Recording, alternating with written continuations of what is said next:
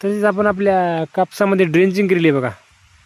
जे लालसर झाडं पडतात, लाल पानं, त्यासाठी ॲमिनो आणि कापूस पिकाच्या वाढीसाठी 19-19 याची ड्रेंचिंग करत आहोत.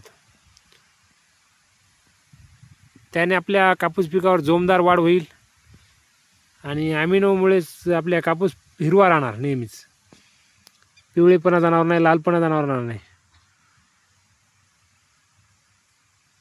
पाहू शकता मित्रांनो याची क्वालिटी. आपल्याला अशा प्रकारे पंपाद्वारे प्रत्येक कापसाच्या बुडाला मुंद्यावर पडलं पाहिजे अशा प्रकारे ड्रिचिंग करायची.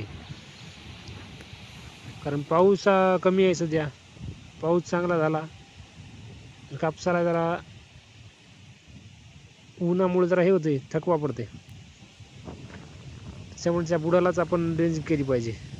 आता बरेच जण बरोबर त्याला टाकत नाहीत, मग म्हणतात रिझल्ट आला नाही. त्यामुळं आपण आपल्या पिकाची चांगली काळजी घेतली पाहिजे. तर शेतकरी मित्रांनो, आपण आपल्या कापसाच्या झाडावर सध्या कोकड्याचं प्रमाण आहे, पाहू शकता.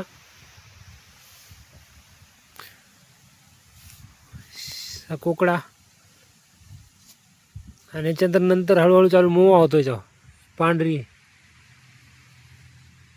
किडीच आहे का, ही किडा, अशी किडे सुरू होतात बघा. त्यासाठी आपल्याला उडाला कंपनीचं फ्लोनिकामाइड घ्यायचं आहे, 50% WG मध्ये फॉर्ममध्ये असलेलं. त्यानं काय होईल, आपल्या कापूस पिकावरील कोकडा कमी होण्यासाठी नंबर 1 रिझल्ट यायचा. बरेच जण दुकानदार औषध सांगतात, आपल्याला काय फारसा रिझल्ट येत नाही. मग आपण त्यांच्या म्हणण्यानुसार औषध घेतो. ते सांगतात बाबा या कंपनीचं घ्या, मग त्याचा काय रिझल्ट येत नाही आपला. पुन्हा नंतर दुकानदारापाशी जावं लागतं. ते उलाला मग म्हणते 90% 100% होईल. त्यापेक्षा आपण पहिल्याच वेळेस उलाला वापरलं या हाईटला, तर नंबर 1 कोकड्यासाठी रिझल्ट यायचा.